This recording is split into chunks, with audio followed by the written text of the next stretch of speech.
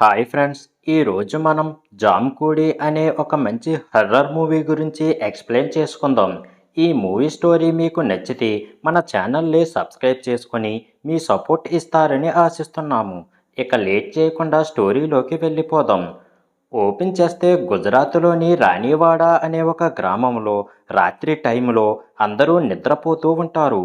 ఆ గ్రామ సర్పంచ్ కూతురైన స్వప్న అనే అమ్మాయి మాత్రం తన ఇయర్ ఫోన్స్‌లో పాటలు పెట్టుకొని వింటూ ఉంటుంది. అప్పుడే ఆ అమ్మాయి తండ్రి వచ్చి చాలా లేట్ అయ్యింది, ఇక పడుకో అని చెబుతాడు. అయినా కూడా ఆ అమ్మాయి స్వప్న పాటలు వింటూ అలాగే ఉంటుంది. అప్పుడే సడన్‌గా ఒక శబ్దం వినిపిస్తుంది. ఆ శబ్దం వల్ల స్వప్న భయపడిపోతూ ఉండగా సడన్‌గా ఎవరో వచ్చి ఆమెను లాక్కొని వెళ్ళిపోతారు. తర్వాత స్టోరీ 2 రోజులు గతానికి వెళ్తుంది. స్వప్న, కింజల్ మరియు మరొక అమ్మాయి కలిసి నది ఒడ్డున గర్భా డాన్స్ చేస్తూ ఉంటారు. ఆ అమ్మాయిల్ని ఆపడానికి అక్కడికి ఒక వ్యక్తి వచ్చి ఆ అమ్మాయిల్ని తిడుతూ, ఈ గ్రామంలో గర్భా డాన్స్ చేయడం నిషేధం అని మీకు తెలియదా అని చెప్పి స్వప్నాను చూసి, నీకైనా దీని గురించి తెలిసి ఉండాల్సింది అని అంటాడు. అప్పుడు కింజల్, అసలు గర్భా డాన్స్ వేయడం వలన ఏం ప్రాబ్లం వస్తుంది అని అంటుంది. దానికి ఆ వ్యక్తి, నువ్వు ఈ గ్రామానికి కొత్తగా వచ్చావు, అందుకే నీకు ఆ దెయ్యం గురించి తెలియదు, కానీ మాకు ఆ దెయ్యం గురించి బాగా తెలుసు, మాకు దానివల్ల భయం ఏర్పడింది. ఈ రాణివాడ గ్రామంలో ఒక దెయ్యం ఉంటుంది, అది ఈ నవరాత్రి టైంలో వస్తుంది. నవరాత్రుల్లో అందరూ గర్భా డాన్స్ చేయడంలో మునిగిపోతారు. ఆ టైంలో ఆ గ్రామం వైపు ఒక సైతానీ నీడ వస్తుంది అని చెబుతాడు. ఆ మాటలకి కింజల్ గట్టిగా నవ్వుతూ, ఇవన్నీ కట్టుకథలు, ఈ కాలంలో కూడా ఇవన్నీ నమ్ముతారా అని అంటుంది.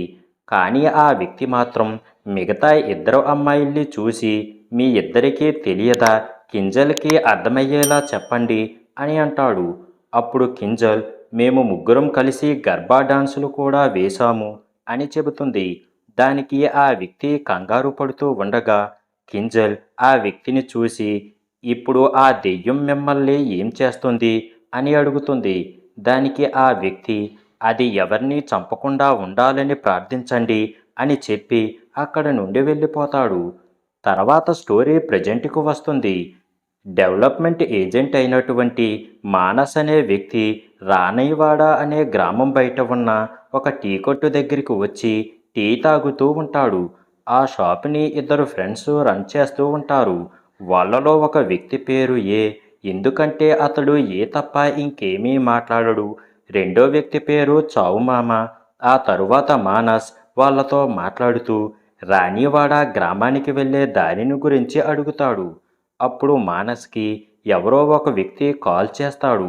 అప్పుడు మానస్ మాట్లాడుతూ, ఆ గ్రామంలో ఉన్న బంగ్లా దగ్గరికి వస్తున్నాను అని చెబుతాడు.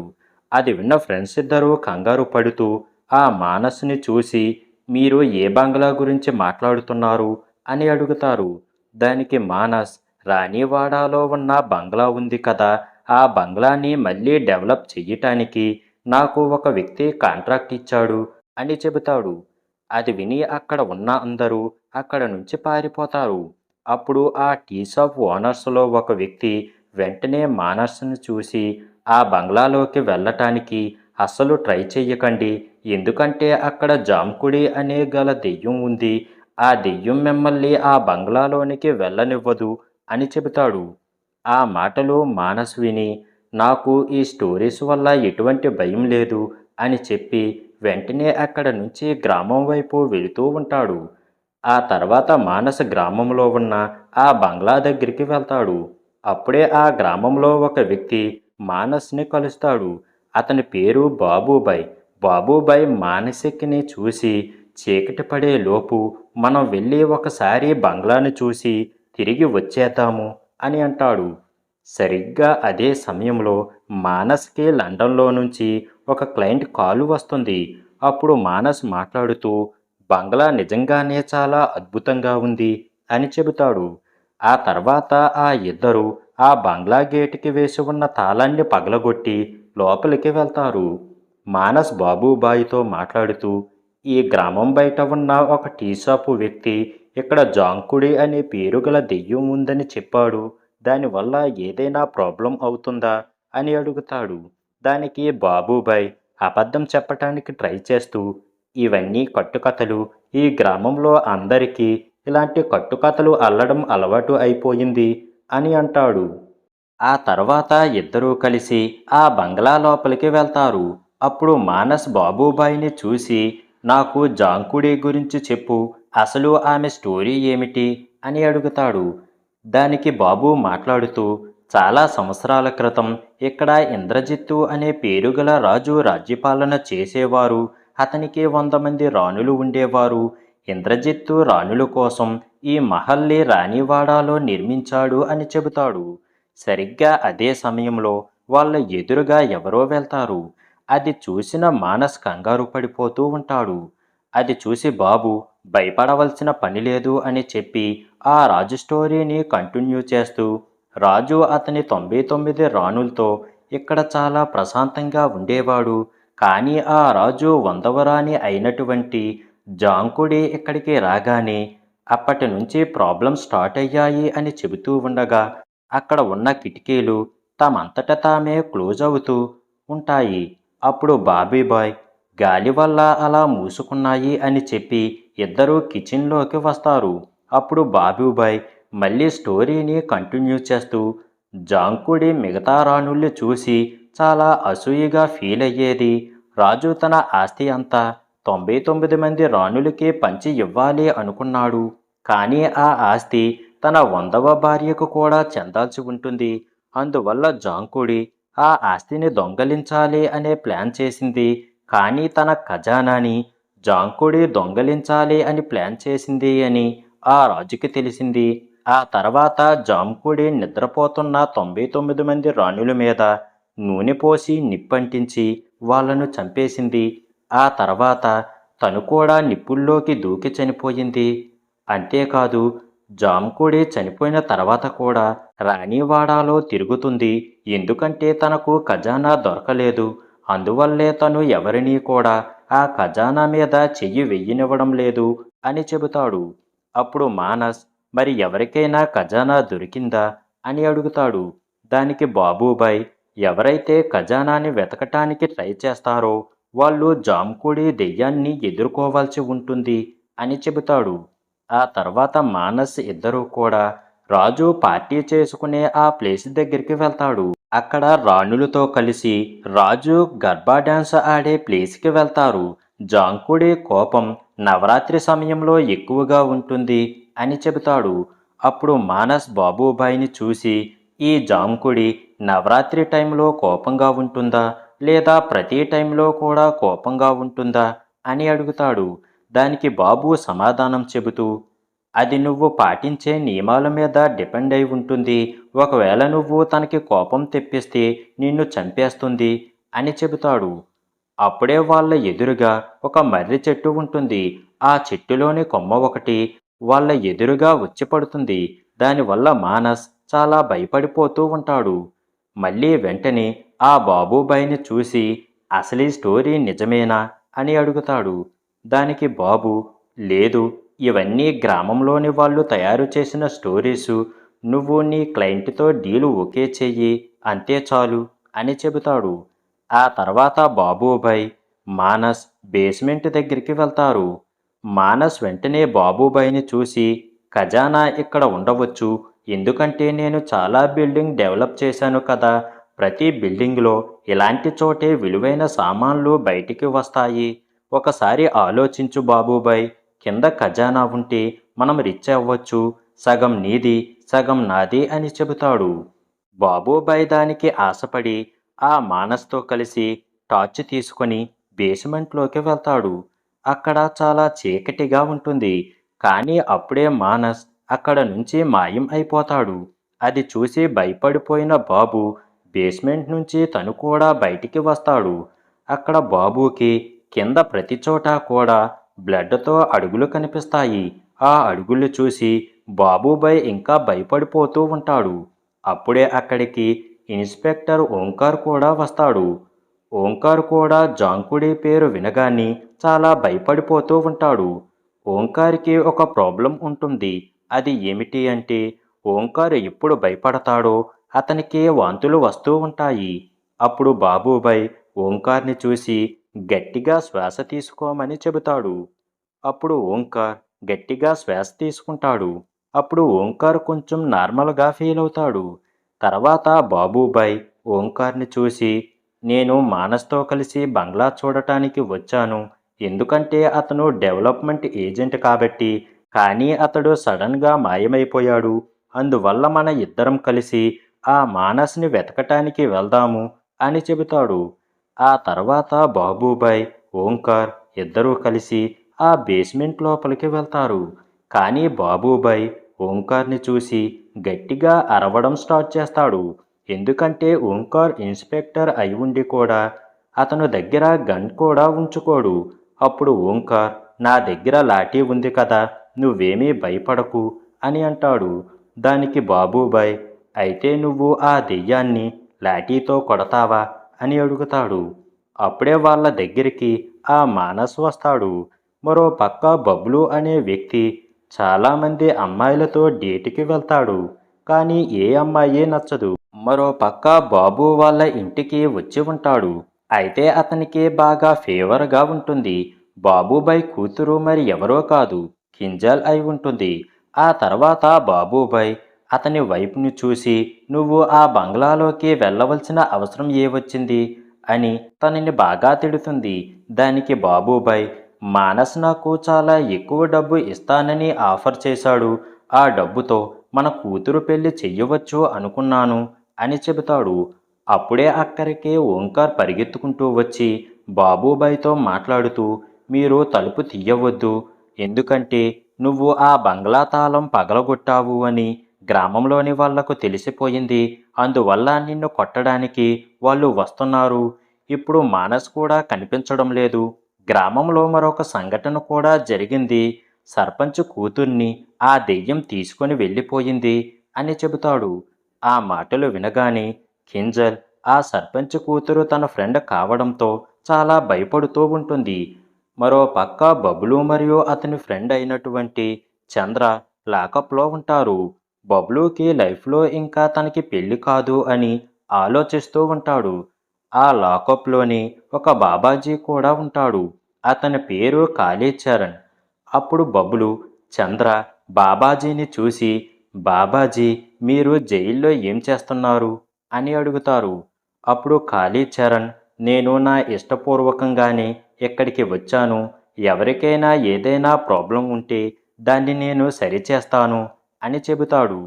ప్రస్తుతం బబ్లు పెళ్లి అవ్వడం లేదు కాబట్టి బాబాజీని హెల్ప్ చెయ్యమని అడుగుతాడు. ఆ తర్వాత బాబాజీ బబ్లు చేతి గీతల్ని చూసి, ఇలాంటి రేఖల్ని నేను నా జీవితంలో చూడలేదు. నీకు ఒక పెళ్లి కాదు, 100 పెళ్ళిళ్ళు అవుతాయి అని చెబుతాడు.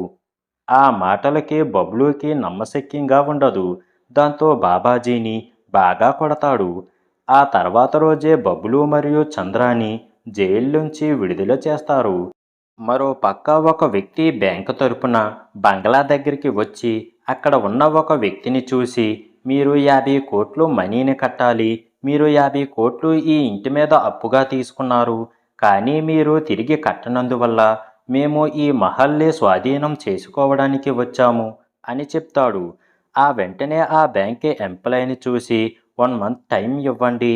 మీరు ఆ ఒక్క నెల వరకు ఈ గ్రామంలో అసలు కనిపించకండి అని చెబుతారు.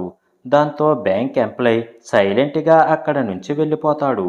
అప్పుడు బీనా హస్బెండ్ బీనాని చూసి, అంత మనీని మనం ఎక్కడి నుంచి తెచ్చి కడతాము అని అంటాడు.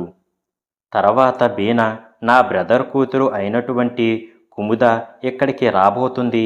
నా దగ్గర ఒక ప్లాన్ ఉంది. కానీ నా బ్రదర్ దానికి అడ్డం వస్తాడు అని చెబుతుంది. ఆ వ్యక్తి మరి ఎవరో కాదు, కువార్. ఆ తర్వాత రాణివాడ గ్రామానికి బబ్లు ఇంకా అతని ఫ్రెండ్ అయినటువంటి చంద్ర వస్తారు. అప్పుడే బబ్లు కుముదాన్ని చూస్తాడు. ఆమెని అలా చూస్తూనే ఉండిపోతాడు. ఆ తర్వాత కుముదాని ఇంటికి తీసుకుని వెళ్ళటానికి ఆమె అంకుల్ అయినటువంటి కువార్ వచ్చి, వీళ్ళతో ఎక్కువగా మాట్లాడకు అని చెబుతాడు. తర్వాత అక్కడ నుంచి బబ్లు ఫ్రెండ్స్ అయినటువంటి ఆ టీ కొట్టు ఓనర్స్ కూడా వస్తారు. కునాల్ కుముదాన్ని తీసుకొని బీనా ఇంటికి వెళ్తాడు. వాళ్ళు కుముదాన్ని చూసి చాలా సంతోషిస్తూ ఉంటారు. అప్పుడు కుముద సామాను కూడా బస్సులో లేవని తెలుస్తుంది. తన లగేజ్ దొరికే వరకు కుముద బీనా ఇంట్లోనే ఉంటుంది. ఆ తర్వాత అక్కడికి బీనా కూతురు అయినటువంటి పారెల్ వచ్చి కుముదాని కలుస్తుంది. వెంటనే పారెల్ కుముదాకి రూమ్ చూపించడానికి వెళ్తుంది. తర్వాత బీనా తన ఫ్రెండ్ అయినటువంటి కువార్ మీద గట్టిగా అరుస్తూ ఆ బంగ్లా మీద నాకు కూడా హక్కు ఉంది అని చెబుతుంది. ఎందుకంటే తనకి అక్కడ ఖజానా ఉందని తెలుసు కాబట్టి. దాని విలువ ఇప్పుడు కొన్ని వేల కోట్లలో ఉంటుంది. ఆ ఖజానా ద్వారా బీనా తనకి ఇప్పుడు ఉన్న అప్పులన్నీ తీర్చుకోగలదు. బీనా హస్బెండ్ వెంటనే బీనాని చూసి అక్కడ జాంకుడి ఉంది కదా అని అంటాడు. అప్పుడు బీనా నవ్వి ఇవన్నీ కట్టుకథలు మాత్రమే, నాకు ఆ బంగ్లాకి మధ్యలో ఎవరూ రాలేరు అని అంటుంది. అప్పుడే మనకు బబ్లు బాబూబాయ్ మేనల్లుడు అని తెలుస్తుంది. ఆ తర్వాత బబ్లు బాబూబాయ్ దగ్గరికి వచ్చి బాబూబాయ్ని కలుస్తాడు. వెంటనే బాబూబాయ్ బబ్లుని చూసి మీ ఇద్దరినీ గ్రామంలో ఎవరూ అడ్డుకోలేదా అని అడుగుతాడు. తర్వాత బబ్లు వెంటనే పరిగెత్తి ఇంటి బయటికి వెళ్ళగా అక్కడ గ్రామంలో అందరూ కూడా కోపంతో కర్రలు పట్టుకొని నిలబడి ఉంటారు. వాళ్ళందరూ కూడా బాబూబాయ్ మీద చాలా కోపంతో ఉంటారు. ఎందుకంటే జాంకుడి విడుదలయ్యింది కాబట్టి. గ్రామస్తులందరూ కూడా కింజల్ మీద కూడా కోపంగా ఉంటారు. ఎందుకంటే కింజల్ సర్పంచ్ కూతురు కలిసి అక్కడ గర్బా డాన్స్ చేసింది కదా. అలా కింజల్ అక్కడ డ్యాన్స్ చేయడం వల్లనే జాంకుడి తిరిగి వచ్చి సర్పంచ్ కూతుర్ని తీసుకుని వెళ్ళి ఉంటుంది. గ్రామస్తులు అందరూ కూడా బాబూబాయ్ని గ్రామంలో నుంచి పంపించేయాలి అని గ్రామస్తులు భావిస్తూ ఉంటారు. అదే టైంలో బబ్లు ఆ గ్రామ ప్రజలతో మాట్లాడుతూ నేను ఒక వారం లోపల జాంకుడి దెయ్యాన్ని పంపించకపోతే ఒక వారం తర్వాత మీరే బాబూబాయ్ని మీ గ్రామంలో నుంచి పంపించేయండి అని అంటాడు. బబ్లు గ్రామస్తుల్ని చూసి ఒకే ఒక 10 రోజుల లోపల దెయ్యాన్ని గ్రామం నుంచి పంపించేస్తాను. అప్పటి వరకు మీరు ఇంటికి వెళ్ళండి అని చెబుతాడు. బబ్లు మాటలు విని గ్రామంలోని వాళ్ళు కూడా అక్కడ నుంచి వెళ్ళిపోతారు. తర్వాత బాబూబాయ్ బబ్లూకి ఆ దెయ్యం నిజంగానే ఉంది అని బబ్లూకి అర్థమయ్యేలాగా చెబుతాడు. కానీ బబ్లు దెయ్యాలు అంటూ ఏమీ లేవు. ఈ దెయ్యం వెనకాల ఏముందో దాన్ని మేము కనిపెడతాము అని చెబుతాడు. అదే రోజు రాత్రి సర్పంచ్ కూతురు ఫ్రెండ్ అయినటువంటి సృష్టి అనే అమ్మాయి బట్టలు కుడుతూ ఉంటుంది. అప్పుడే జాంకుడి దెయ్యం ఆ అమ్మాయిని కూడా తీసుకొని వెళ్ళిపోతుంది. ఆ తర్వాత రోజు బీనా కుముదాతో మాట్లాడి ఆ మహల్ని క్లీన్ చేసి నవరాత్రి టైంలో అక్కడ గర్బా డాన్స్ చేద్దాము అని ఒప్పిస్తుంది. మరో పక్క బబ్లు మరియు ఆ గేల్చంద్ర ఆ రాణివాడాలోని ఆ బంగ్లా దగ్గరికి వెళ్తారు. అసలు ఆ మానస్ని మరియు ఆ మాయమైపోయిన అమ్మాయిల్ని ఎలా వెతకాలి అని ఆలోచిస్తూ ఉంటారు.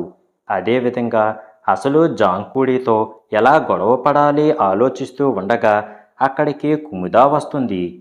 ఈ కుముద బబ్లుతో మాట్లాడుతూ రాజకుమారి బీనా నవరాత్రుల్లో మొదటి రోజు ఈ బంగ్లాలో ఫ్యామిలీతో గడపాలని అనుకుంటుంది అని చెబుతుంది.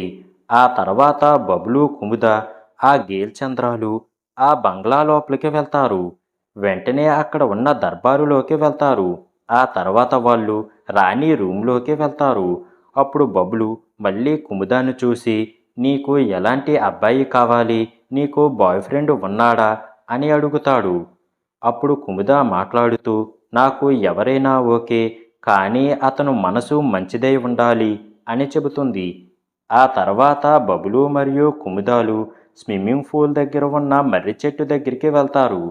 అప్పుడు కుముద బబ్లు కళ్ళద్దాలు తీసేసి ఈ అద్దాలు పెట్టుకోవద్దు, లేదంటే ఏ అమ్మాయి అయినా నీ కళ్ళల్లోకి ఎలా చూస్తుంది, కళ్ళ ద్వారానే కదా ఏ అమ్మాయి మనసులోకైనా వెళ్ళగలవు అని చెబుతుంది. ఆ తర్వాత కొన్ని రోజులకి బబ్లు మరియు మిగతా వాళ్ళు కలిసి ఆ మహల్ని క్లీన్ చేస్తారు. ఆ తర్వాత రాజకుమారి బీనా తన పూర్తి ఫ్యామిలీతో కలిసి ఆ మహల్లో ఉండటానికి వస్తుంది. అప్పుడే బీనా ఆ ఖజానాని వెతకాలి అని అనుకుంటుంది. కానీ ఆ మాటలు బబ్లూ విని వెంటనే బీనాని చూసి ఏ ఖజానా అని అడుగుతాడు. తర్వాత బీనా విషయాన్ని దాచిపెట్టటానికి ట్రై చేస్తూ నిజం మాత్రం చెప్పదు. తర్వాత బబ్లూకి అనుమానం వస్తుంది. ఆ తరువాత బబ్లు సాయంత్రం ఇంటికి వెళ్ళగానే తన మామ బాబూబాయ్ బబ్లూని బాగా అరుస్తూ 10 రోజులు అయిపోతున్నాయి, ఆ దెయ్యాన్ని ఎలా పట్టుకోవాలి అని అడుగుతాడు. దానికి బబ్లు నేను కుముదాన్ని ప్రేమించడం మొదలుపెట్టాను అని చెబుతాడు. ఆ రోజు రాత్రి మహల్లో కుముద చెల్లి అయినటువంటి పరుల్ తను రాసిన దాన్ని చూపించి వినిపిస్తూ ఉంటుంది. సరిగ్గా అదే సమయంలో అక్కడ ఉన్న లైట్స్ అన్నీ కూడా ఆగిపోతాయి. పరుల్ని ఆ దెయ్యం తీసుకుని వెళ్ళిపోతుంది. ఆ తర్వాత బాబూబాయ్ బబ్లు దగ్గరికి వచ్చి పరుల్ని జంకుడి దెయ్యం తీసుకు వెళ్ళిపోయింది అని చెబుతాడు. తర్వాత ఫ్యామిలీ అంతా కూడా చాలా బాధపడుతూ ఉంటారు. అప్పుడు బీనా హస్బెండ్ బీనాని చూసి ఈ మహల్లో ఉండవలసిన అవసరం ఏముంది అని తిడతాడు. కానీ బబ్లూకి దీని వెనకాల కుహార్ హస్తం ఉందని అర్థం అవుతుంది. ఎందుకంటే బీనా కువర్ల మధ్య బంగ్లా కోసం గొడవలు జరుగుతూ ఉంటాయి. ఆ తర్వాత బబ్లూ కువర్ని కలిసి నిన్న రాత్రి మీరు ఎక్కడ ఉన్నారు అని అడుగుతాడు. దానికి కువర్ తన ఇంటి సీసీటీవీ చూపించి నేను నా ఇంట్లోనే ఉన్నాను అని చెబుతాడు. అప్పుడు కుముద ఒకవేళ జాంకుడి రియల్గా ఉంది అంటే అసలు తనకి ఏం కావాలి అని అడుగుతుంది. దానికి బబ్లు నేను ఆ దెయ్యం అసలు రంగు బయట పెడతాను అని చెప్పి బబ్లు తన మామయ్య ఇంటికి వెళ్తాడు. అదే సమయంలో కింజల్ చూసుకోవటానికి పెళ్లివారు వచ్చి ఉంటారు. కానీ కింజల్కి ఆ పెళ్లి ఇష్టం ఉండదు. అందువల్ల కింజల్ ఏడుస్తూ ఉంటుంది. తరువాత కింజల్ బబ్లుని చూసి నేను సిటీకి వెళ్ళి డిగ్రీ చదివి ఏమి ఉపయోగం, నా కలని నేను నెరవేర్చుకోలేకపోతున్నాను అని అంటుంది. అప్పుడు బబ్లు అసలు నీ కల ఏమిటి అని అడుగుతాడు. దానికి కింజల్ నేను కొరియోగ్రాఫర్ అవ్వాలని కోరుకుంటున్నాను. కానీ నాన్న అర్థం చేసుకోవడం లేదు. డ్యాన్స్ అనే పేరు వినగానే అందరికీ జాంకుడి గుర్తుకు వస్తుంది అని చెబుతుంది. అప్పుడు బబ్లు వెంటనే కింజల్ని చూసి నీకు ఏం చెయ్యాలనిపిస్తే అది చెయ్యి, నీకెప్పుడు నేను తోడుగా సపోర్టుగా ఉంటాను అని చెబుతాడు. ఆ రోజు రాత్రి సమయంలో కింజల్ తన ఇంటి నుంచి పారిపోవటానికి ట్రై చేస్తూ ఉంటుంది. సరిగ్గా అదే సమయంలో ఆ దెయ్యం అక్కడికి వచ్చి కింజల్ని పట్టుకొని తీసుకొని వెళ్ళిపోతుంది. ఆ తర్వాత ఇదంతా కూడా బబ్లు భరించలేకపోతాడు.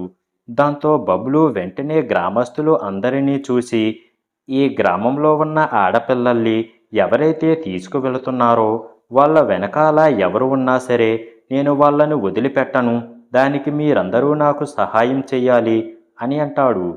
అయితే గ్రామంలోని వాళ్ళు కూడా ఎవరూ సహాయం చెయ్యటానికి ముందుకు రారు. అప్పుడు కుముద నేను ఉన్నాను బబ్లూకి సహాయం చెయ్యడానికి అని చెబుతుంది. ఆ తర్వాత అక్కడ ఉన్న చాలామంది కూడా మేము నీకు సహాయం చేస్తాము అంటూ బబ్లూతో చెబుతారు. ఆ తర్వాత అందరూ కూడా డిస్కస్ చేసుకుంటూ బబ్లూ అందరినీ చూసి మనం 3 టీమ్స్గా విడిపోదాము. ఫస్ట్ టీంలో బాబూబాయ్ ఓంకార్ ఉంటారు, వాళ్ళు సిటీ బయట చూస్తూ ఉంటారు. సెకండ్ టీంలో గేల్చంద్ర మరియు ఏ ఉంటారు, వాళ్ళు ప్రతి గల్లీలో తిరుగుతూ ఉంటారు. మూడో టీంలో నేను కుముద ఆ బంగళాలో ఉంటాము. ఏది ఏమైనా అక్కడే ఉంటాము. ఆ జాంకుడి వేసే వలలో పడిపోకూడదు అని అంటాడు. ఆ తర్వాత అందరూ కూడా వాళ్ళ వాళ్ళ పొజిషన్కి వెళ్తారు. మరో పక్క బబ్లు కుముదాతో ప్రేమగా మాట్లాడుతూ ఉంటాడు. మరో పక్క అదే సమయంలో బాబూబాయ్కి టాయిలెట్ వస్తూ ఉంటుంది. కానీ ఒంటరిగా వెళ్ళటానికి భయపడుతూ ఉంటాడు. అందువల్ల టాయిలెట్కి తనతో పాటు ఓంకార్ని తీసుకువెళ్తాడు. అప్పుడే వాళ్ళకి ఆ దెయ్యం కనిపిస్తుంది. దాంతో వాళ్ళు అక్కడి నుంచి పారిపోతారు. మరో పక్క చంద్ర మరియు ఏని భయపెట్టే విధంగా ఒక భయంకరమైన స్టోరీని చెబుతూ ఉంటాడు.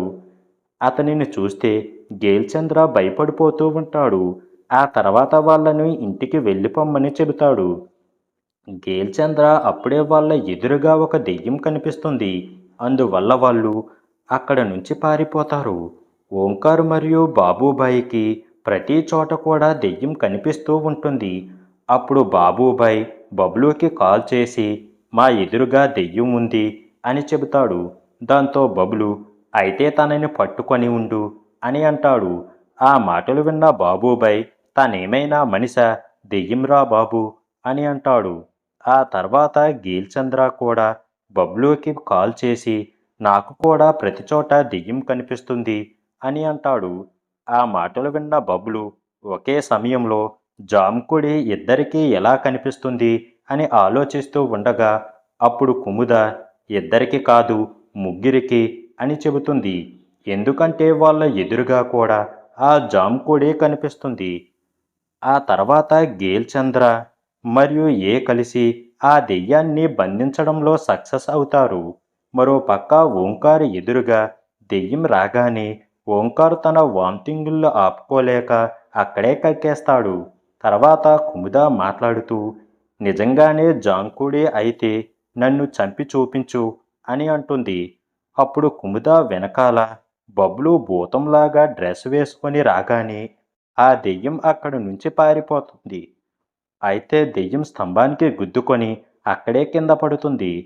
అంటే దాని అర్థం ఆమె దెయ్యం కాదు అని అర్థమవుతుంది. ఫైనల్గా అందరూ వాళ్ళందరినీ భయపెట్టేది మరెవరో కాదు, ఖురాన్ మనుషులైనటువంటి రాంబాయ్ అలాగే మూడో వ్యక్తి మానస్ అని తెలుస్తుంది. వాళ్ళని చూసిన బబ్లు చాలా కంగారు పడతాడు. ఎందుకంటే వాళ్ళను ఎప్పటి నుంచో వెతుకుతూ ఉంటాడు. ఆ తర్వాత గ్రామస్తులు అందరూ కూడా కువర్ని చంపాలి అనుకుంటూ ఉంటారు. కానీ ఓంకారు మాత్రం గ్రామస్తుల్ని చూసి అతనికి ఏ శిక్ష వెయ్యాలి అనేది కోర్టు నిర్ణయిస్తుంది, మీరు కాదు అని చెబుతాడు. పరుల్ని నిజంగానే జాంకోడి తీసుకుని వెళ్ళిపోయి ఉంటుంది. ఇక్కడ ట్విస్ట్ ఏమిటి అంటే ఆ పరుల్ని నిజంగానే జాంకోడి తీసుకుని వెళ్ళిపోయి ఉంటే అది చూసిన కుముద పారుల్ని మాయం అవడానికి వెనకాల వాళ్ళ అమ్మ రాజకుమారి బీనా ఉంది, కానీ ఆమె ఎందుకలా చేస్తుంది అని అంటుంది.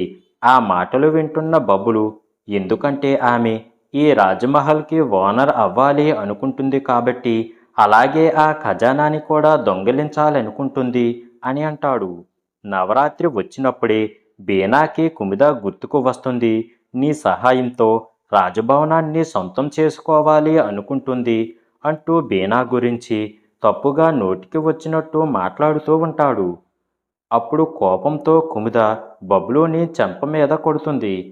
ఆ తర్వాత ఆంటీ అయినటువంటి బీనాని తీసుకొని అక్కడ నుంచి వెళ్ళిపోతుంది. ఆ తర్వాత ఓంకార్ కువర్ని అరెస్టు చేసి తీసుకొని వెళతాడు. కానీ చెంపదెబ్బ తగలటం వలన బబ్లూ మనసు విరిగిపోయి ఉంటుంది. అందరూ ముందు బబ్లూని చెంపదెబ్బ కొట్టి ఉంటుంది. అప్పుడు గేల్చంద్ర అక్కడికి వచ్చి కుముదాకి ప్రపోజ్ చెయ్యమని చెబుతాడు. మరోపక్క బీనా నిన్న రాత్రి జరిగిన దానికి కుముదాని క్షమించమని అడుగుతుంది. దానికి మీనా గ్రామంలోని వాళ్ళు మన ఫ్యామిలీని ద్వేషిస్తున్నారు. గ్రామంలోని వాళ్ళు తిరిగి నన్ను నమ్మేలా చెయ్యాలని నిన్ను వాడుకుందామని చూస్తున్నాను. గ్రామస్తులు నమ్మకాన్ని గెలుచుకోవాలి అనుకున్నాను అని చెప్పి గ్రామస్తులు అందరికీ కూడా నవరాత్రి సెలబ్రేషన్కి రమ్మని చెప్పి ఇన్విటేషన్ పంపిస్తున్నాను అని అంటుంది. మరోపక్క పోలీస్ స్టేషన్లో ఓంకార్ కువర్ని బాగా కొడుతూ ఉంటాడు. ఓంకార్ని కొడుతూ అసలు ఆ అమ్మాయిలు ఎక్కడ ఉన్నారు అని అడుగుతాడు. దానికి కువర్ నాకు ఆ అమ్మాయిల గురించి ఏమీ తెలియదు. నేను కేవలం గ్రామంలో జాంకుడే ఉందని భయపెట్టాలి అనుకున్నాను అని అంటాడు. మరోపక్క సాయంత్రం టైంలో ఆ నవరాత్రులలో మొదటి రోజు గ్రామంలోని అందరూ కూడా మహల్కి వెళ్తారు. గర్భా నైట్ కావడం వలన రాజకుమారి బీనా అందరికీ గర్భా డాన్సు చెయ్యమని చెబుతుంది. బబ్లూ మాత్రం కుముదాతో మాట్లాడటానికి చాలా ట్రై చేస్తూ ఉంటాడు. కానీ కుముద గర్భా డాన్సు చెయ్యడంలో చాలా బిజీగా ఉంటుంది. దాంతో బబ్లూ మాటలు అస్సలు వినదు. గర్భా డాన్సు చేస్తూ కుముద దెయ్యం రూపంలోకి మారిపోతుంది. దాన్ని చూసి గ్రామస్తులు అందరూ కూడా అక్కడ నుంచి పారిపోతారు. అది చూసిన బబ్లు కళ్ళు తిరిగి పడిపోతారు. ఆ తర్వాత రోజు మార్నింగ్ కువర్ని జైలు నుంచి విడుదల చేస్తారు. కానీ వాళ్ళకి గ్రామం నుంచి బయటికి వెళ్ళటానికి పర్మిషన్ ఉండదు. తర్వాత మానస్ కువర్తో నిన్న రాత్రి గర్భా డాన్స్ చేస్తూ ఉండగా ఏం జరిగిందో చెబుతాడు. కానీ ఆ మాటలు విన్న వారు మాత్రం అసలేమీ పట్టించుకోరు. ఆ మహల్ని సొంతం చేసుకోవాలి అనుకుంటూ ఉంటాడు. బబ్లు మరియు గేల్ చంద్రాలు కూడా షాక్ తిని ఉంటారు. ఎందుకంటే వాళ్ళకి దెయ్యాలు ఉండవని నమ్ముతూ ఉంటారు. కానీ ఎప్పుడైతే దెయ్యాన్ని చూస్తారో వాళ్ళు చాలా ఆశ్చర్యపోతూ ఉంటారు. దాంతో వాళ్ళు ఇప్పుడేం చెయ్యాలని ఆలోచించి బబ్లు మరియు ఆ గేమ్ చంద్ర కలిసి కాళీచరణ్ అనే బాబా దగ్గరికి వెళ్తారు. అతను ఇంకా కూడా జైల్లోనే ఉంటాడు.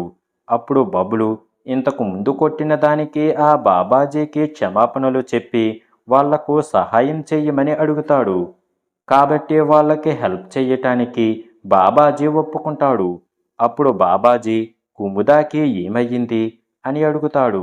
దానికి బబ్లు తనని దెయ్యం ఆవహించింది అని చెబుతాడు. ఆ తర్వాత బబ్లు గేల్ చంద్రాలు ఆ బాబాజీని తీసుకొని మహల్కి వెళ్తారు. అందరూ కూడా అక్కడ ఉన్న మర్రి చెట్టు ఎదురుగా నిలబడతారు. అప్పుడు బాబాజీ ఆ జాముకుడి ఆత్మ ఈ చెట్లోనే ఉంది అని చెప్పి తనకి విముక్తి ఇవ్వాలి అంటే ఈ చెట్టుని కాల్చి బూడిద చెయ్యాలి అని అంటాడు. కానీ కురాల్ అక్కడికి వచ్చి వాళ్ళని చూసి రేపటికంతా ఈ మహల్ ఉండదు, ఖజానా ఉండదు. మీరు ఈ మహల్ని బహుశా కాపాడుకోవచ్చు, కానీ కుముదాన్ని ఎలా కాపాడగలరు అని చెప్పి అక్కడ నుంచి వెళ్ళిపోతాడు. ఆ తర్వాత బాబాజీ అక్కడ మహల్లో పూజలు చేయడం మొదలు పెడతాడు. మరో పక్క మానస్ కురూల్ దగ్గరికి ఒక రిమోట్ తీసుకువచ్చి ఈ బటన్ నొక్కితే ఈ మహల్ మొత్తం బూడిద అయిపోతుంది, ఖజానా తప్ప ఏమీ మిగలదు అని అంటాడు. మరో పక్క మహల్లో కువార్ మనుషులు కొంతమంది బాంబులు పెడుతూ ఉంటారు. కానీ జాంకుడి వాళ్ళ మీద దాడి చేసి తర్వాత కువర్ మీద దాడి చేసి అతన్ని ఎత్తి కింద వేసి అక్కడే చంపేస్తుంది. ఇదంతా చూసి మానస్ పారిపోతాడు. ఆ చెట్టు దగ్గర తవ్వేటప్పుడే అక్కడ ఒక పెట్టె దొరుకుతుంది. దాని లోపలే ఖజానా ఉంటుంది. ఆ ఖజానాని తీసుకుని వెళ్ళే లోపే జాంకుడి అక్కడికి వస్తుంది. ఇదంతా చూసి గ్రామస్తులు భయపడి అక్కడ నుంచి పారిపోతారు. కానీ బబ్లు వాళ్ళందరినీ చూసి భయపడవలసిన పని లేదు అని చెప్పి బబ్లు దెయ్యాన్ని చూసి నువ్వు ఇక్కడ ఏం చెయ్యడానికి వచ్చావు, నీకేం కావాలి అని అడుగుతాడు. మరో పక్క బాబాజీ చెట్టుకి నిప్పు పెడతాడు. ఎందుకంటే తన వల్ల జాంకుడి ఆత్మకు శాంతి కలగాలి అని అలా చేస్తూ ఉంటాడు. కానీ జాంకుడి నవ్వుతూ ఈ చెట్టుకి నిప్పు అంటించటం వల్ల నాకు విముక్తి దొరకదు అని మీరు అనుకుంటున్నారు, కానీ ఖజానా నుంచి మీరు కొంచెం దూరంగా ఉండండి, ఎందుకంటే ఆ ఖజానా నాది అని చెబుతుంది. అప్పుడు బబ్లు నీ ఖజానా మాకు అవసరం లేదు, ఈ ఖజానా కోసమే కదా నువ్వు 99 మంది రాణుల్ని చంపేశావు అని అంటాడు. అప్పుడు జాంకుడి మగవాళ్ళ ప్రపంచంలో నా అస్తిత్వం ఏముంటుంది, నా స్టోరీని కూడా మార్చేసింది, మీ అందరి నుండి నిజాన్ని దాచేలాగా చేసింది. ఇక్కడ ఇంద్రజిత్ జార్జ్యపాలన చేసే సమయంలో ప్రజల్లో సుఖశాంతులు సమృద్ధిగా ఉండేవి. కానీ రాణివాడ గ్రామం మాత్రం చెడు మార్గం వైపు వెళుతూ ఉండగా దాన్ని కూడా విముక్తి పొందడానికి రాజు ఒక పండితుణ్ణి పిలిపించాడు. అప్పటికి నాకు ఇంకా పెళ్లి కాలేదు. నేను నా ప్రపంచంలో ఉండేదాన్ని, కవిత్వాలు కథలు రాసేదాన్ని. ఒకరోజు రాజు ఇంద్రజిత్తు నుంచి నాకు పెళ్లి కబురు వచ్చింది. ఆ పెళ్లికి నేను ఒప్పుకున్నాను. నేను రానయ్యాక లేడీస్కి వాళ్ళ బాగు కోసం పనిచెయ్యాలి అనుకున్నాను. కానీ ఒకరోజు ఈ పెళ్లి చేసుకోవటం చాలా తప్పని అనిపించింది. ఆ తర్వాతే నాకు 99 మంది రాణుల్ని రాజు అబద్ధం చెప్పి వివాహం చేసుకొని ఇక్కడికి తీసుకువచ్చాడు అని తెలిసింది. ఆ రాణులందరూ కూడా తమ కలలో గొప్పవాళ్ళు అయి ఉంటారు. వాళ్ళ విముక్తి పొందడం కోసం ఆ పండితుడు రాజును చూసి నవరాత్రుల్లో 9వ రోజు 100 మంది అమ్మాయిల్ని ఒకేసారి బలి ఇవ్వాలి, దానివల్ల రాణివాడకి రాబోతున్న కష్టం పోతుంది అని చెప్పాడు. నవరాత్రి 9వ రోజు రాణులందరినీ కూడా బలి ఇవ్వబోతూ ఆ 99 మందిని మంటల్లో పడేసి చంపేశాడు. అప్పుడు నేను పారిపోవటానికి ట్రై చేశాను. గ్రామంలో వాళ్ళను కాపాడమని నేను అందరినీ కూడా వేడుకున్నాను. కానీ ఎవరూ నన్ను కాపాడటానికి రాలేదు. 9వ రోజు పూజ జరిగింది. కానీ ఎవరూ నన్ను కాపాడలేదు. అందువల్లనే నేను చనిపోయే ముందు గ్రామంలోని వాళ్లకు ఈ గ్రామములో నవరాత్రి పూజ అసలు ఎప్పటికీ జరగకూడదు అని శాపం పెట్టి ఈ మర్రి చెట్టుకు ఉరివేసుకొని చనిపోయాను అని చెబుతుంది. జాంకుడి చెప్పిన స్టోరీ అంతా గ్రామస్తులలో ఉన్న స్త్రీలు అందరూ విని చాలా బాధపడుతూ ఉంటారు. అప్పుడు బబ్లు చూసి నీకు జరిగింది చాలా అన్యాయం అని చెబుతాడు.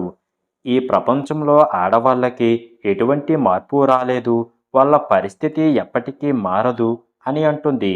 దానికి బబ్లు నువ్వు బాగానే చెప్పావు.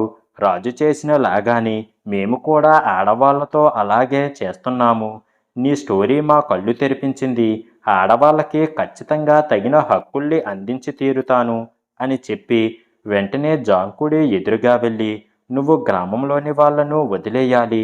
దానికి బదులుగా నేను నిన్ను పెళ్లి చేసుకోవటానికి రెడీగా ఉన్నాను అని అంటాడు. ఆ మాట విని గ్రామంలోని వాళ్ళందరూ కూడా చాలా కంగారు పడతారు.